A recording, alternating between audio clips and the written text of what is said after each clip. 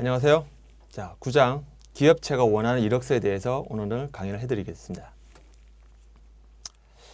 핵심 내용은 채용 관계자가 그리고 여러분의 상품을 구매하는 채용 관계자가 이력서 속에서 발견하고자 원하는 내용은 심플합니다.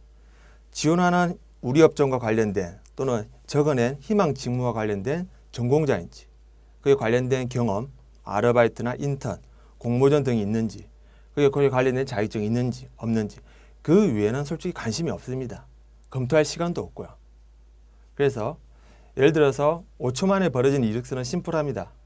전공과 전혀 상관없는 지원자, 백화점 경영하는데 지원한 학과는 기계공학과, 관련된 경험은 없고 패스트푸드점에서 아르바이트 경험, 이럴 경우는 그냥 3초만 읽어보면 이 사람을 읽어야 될지 패스해야 될지가 답이 나옵니다. 가장 핵심은 직무인데요. 예를 들어서 이력서를 받았을 때 제일 첫 번째 칸은 어떤 회사든지 다 직무를 적으라고 되어 있습니다. 근데 보시는 바와 같이 은행, 제약, 증권, 예를 들어서 이 친구 같은 경우는 거의 모든 업종을 다 할 수 있다는 게 아니라 금융에 관련된 모든 지식이 다 바깥 다 시가다고 이야기하는 꼴밖에 안 됩니다. 즉 믿음이 안 가는 거죠. 또 어떤 친구는 지원하는 직무에다가 영업, 2차 지방은 사무 적습니다. 역설적으로 인사 담당자는 이런 이력서를 보고 이 친구는 관리소 사무직 빼고는 다 할 수 있겠구만 라고 생각하는 거죠. 즉 직무를 적으라는 칸에다가 부서명을 적는 친구들은 이 친구도 역시 우리 회사에 무슨 직무가 존재하는지도 아직까지 전혀 파악이 안 된 상태에서 지원하는구나. 그래서 5초 만에 탈락을 합니다. 안에 내용이 무엇이 되었든. 자, 사진. 많은 친구들이 사진을 좀 간과합니다. 요즘 같은 시대에 사진 캐주얼하게 찍어도 되겠지. 대충 찍어도 되겠지. 근데 회사를 들어가면 대충이라는 건 존재하지 않습니다. 왜? 돈을 버는 집단이기 때문에 모든 것이 명확하고 정확해야 됩니다.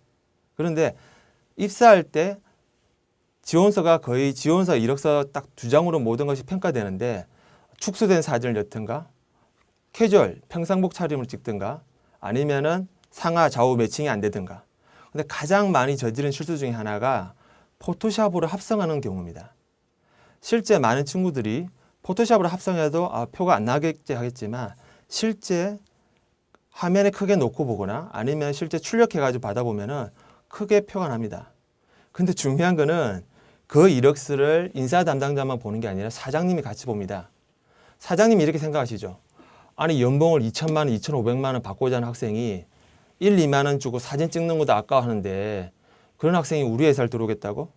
그 말은 당신 회사에는 1, 2만 원짜리 사진 찍어가지고 붙일 만한 값어치가 없는 회사입니다 라는 소리밖에 안 들립니다. 되게 괘씸한 거죠. 제가 첫 장에 취업을 결혼에 비유해 줬습니다. 예를 들어서 이력서에다가 캐주얼한 차림으로 사진을 찍어서 보내는 거는 결혼하고 싶다는 남자가 상대편 배우자 집에 첫인사로 갈 때 추리닝 바람으로 가는 거와 똑같은 꼴입니다. 어떠한 부모도 그런 예비 신랑, 사위한테 호감을 가질 수는 없겠죠.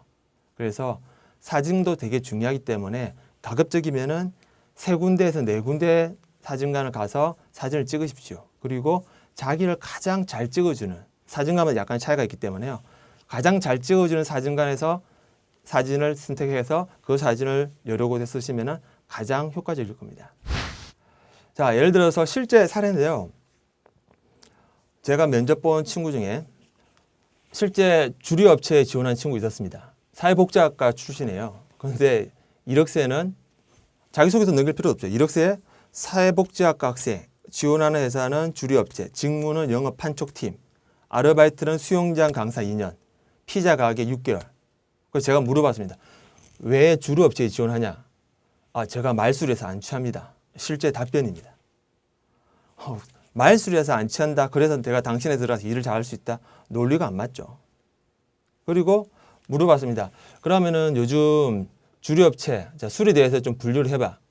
그랬더니 이 친구가 하는 말이 한 5초를 생각하더니 50세주, 폭탄주 이런 이야기를 하더라고요. 웃고 말았지만 이런 친구 같은 경우는 실질적으로는 거의 한 10초 만에 떨어진다고 보셔야 됩니다. 두 번째 친구. 재료공학과 남학생인데 택배회사, 밀면 서빙, 밀면 식당 서빙, 맥도날드, 패스트푸드점에서 일. 이 아르바이트가 값어치 없다는 것이 아니라 지원하는 회사하고는 전혀 상관없다는 거죠. 단지 자기 집 근처에 대형 백화점이 들어섰는데 대기업 계열이기 때문에 괜찮을 것 같다. 그래서 그냥 지원한다고 그러더라고요. 이러면 어떤 회사가 뭐 이런 친구한테 관심을 가지겠습니까? 그 다음에 법대 남학생. 이 친구는 대한민국에서 첫 번째 가는 포털 사이트 법무팀이 지원했습니다. 그런데 이력서가 아직도 기억나는데 봉사활동만 11개를 적어냈어요.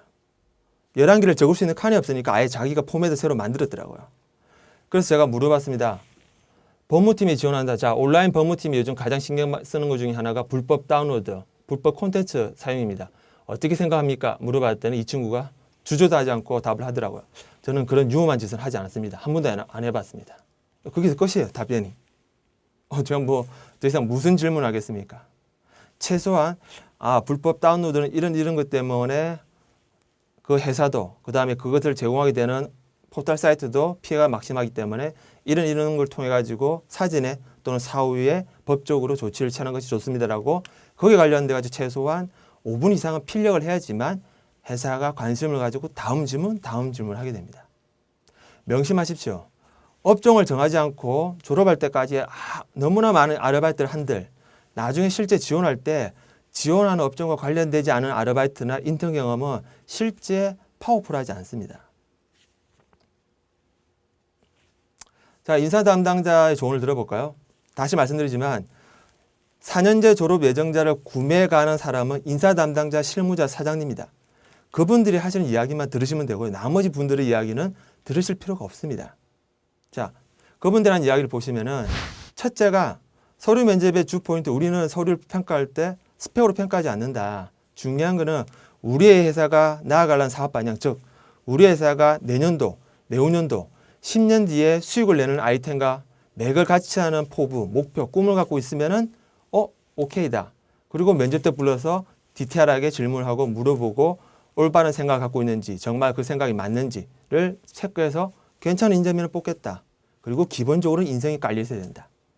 그 다음에 취업 스펙은 세 번째로 요구하는데 스펙은 기본 학점, 기본 영어 점수, 기본 전공 지식을 요구하는 그 정도 수준입니다. 자, 인사 담당자분이 조언을 하나 더 볼까요? 경험과 경력을 쓸 때는 지원하는 직무와 관련된 내용을 일관되게 쓰라. 일관되게 쓰란 말은 일관되게 활동을 해가지고 대학을 졸업하라는 뜻입니다. 그걸 무슨 4학년 2학기 때 그냥 한 달, 두 달 만에 그냥 번갯불에 콩고 묵듯이 바로 만들 수는 없어요. 최소한 1년의 시간을 갖고 스텝 바이 스텝으로 만드셔야 되고요. 패션 디자인학과 지원한다? 그럼 당연히 어류업체 인턴이나 미술 관련 아니면은 원단과 관련된 뭐 그런 거의 활동들이 3학년 때, 4학년 때 있으면은 관심을 갖는다는 거죠. 기업체가 말하는 지원서 작성 핵심은 한마디로 요약하자면은 지원하는 업종과 희망하는 직무와 관련된 내용들이 일관되게 적혀 있으면 됩니다. 그래서 성장과정, 중학교, 고등학교, 대학년 교육과정, 자격증, 시험, 자격증 뭐 시도했던 거, 뭐 땄던 거, 그 다음에 경험했던 거, 경험을 통해 얻었던 성과들, 인터넷 아르바이트를 하면서 얻었던 성취감, 이런 것들을 다 전부 다 지원하는 직무와 관련된 기본적으로 그 업종과 관련된 내용들을 일관되게 적어내면 됩니다. 나머지 내용들은 별로 관심이 없어요. 자, 사진 예를 들어서 기본적으로 남자들은 기가 나야 됩니다. 여자든 남자든. 그래서 기본적으로 사진을 찍을 때만이라도 기가 나올 수 있게 좀 쳐야 되고요. 특히 남학생들 머리를 기르신 분들은 면접 사진용으로 머리를 다 전부 다 깎으셔야 됩니다. 그리고 가급적이면은 스트라이프나 줄무늬가 없는 와이셔츠에 단색 계열의 넥타이를 매시고 검정색 정장을 매시고 찍으시면 가장 무난하시고요. 여자분들도 기본적으로 남자와 스타일은 비슷합니다. 액세서리 같은 것을 착용을 안 하시는 게 가장 좋고요. 뭐 귀걸이나 이런 것들요. 자, 이력서 작성은 팁은 별로 없습니다. 중요한 거는 기본적으로 사회에서 암묵적으로 적으라고 하는 룰만 지키시면 됩니다. 근데 실질적으로 이걸 대학교 때 수업 자체가 없으니까 학생들이 그리고 이력서 자기소개 작성법 책을 사보지 않으니까 그냥 자기 마음대로 적어요. 근데 기본적으로는 고등학교 졸업부터 적습니다. 만약에 내가 검정고시였으면 검정고시, 그 다음에 대학교 입학, 그 다음에는 군대 입대, 그리고 제대 꼭 적어주셔야 되고요. 그 다음에 마지막에는 졸업 예정일을 적어야 됩니다. 졸업 예정일을 왜 적어야 되냐면은 기업체가 보고 이 친구가 이번 여름 코스모스 졸업하니까 졸업이 방학이 7월 달부터니까 7월부터 써먹을 수 있겠구나. 이 친구가 내년 봄에 졸업하니까 12월 달에 수업이 다 끝나니까 늦어도 12월 말이나 1월부터는 써먹을 수 있겠구나. 그걸 판단할 수 있는 자료를 씁니다. 그래서 많은 학생들이 졸업 예정을 안 하는데요. 그거는 본인만 알고 있는 정보고 실제 그거를 적어줘야 됩니다. 그리고 본인이 편입을 했으면은 편입, 그 다음에 편입 졸업, 그 다음에 다시 재입, 무슨 학교에 편입 입학 이걸 다 적어주셔야 됩니다. 그리고 나서 기본적으로 자격과 특기사항을 적어주시고 그 다음에 상훈을 적어주시고 그 다음에 성함과 이름을 적고 사인이나 도장을 하셔가지고 제출하시면 무난합니다. 기본적으로 꼭 명심해야 될 것이 초등학교, 중학교는 칸이 없으면 적으실 필요는 없습니다. 고등학교 졸업부터 적어 나가시면 됩니다. 그리고 이력서는 지원하는 직무를 제일 첫 번째 6칸에 적으셨으면 지원하는 업종과 관련된 전공자, 지원하는 업종과 직무와 관련된 경험, 지원하는 업종과 직무에 관련된 자격증. 자격증이 없으면 자격증을 시도 중이라고 적으십시오. 회사는 자격증을 딴 것을 요구하는 것이 아니라 무슨 자격증을 왜 따려고 시도하느냐 그 정도만 있어서 충분히 이해를 합니다. 자격증이 기본적으로 필요하면 분명히 명시를 하죠. 4년 대학교 졸업 예정자 무슨 자격증 소지자. 그런데 어떠한 기업체도 자격증을 요구하는 회사는 없습니다.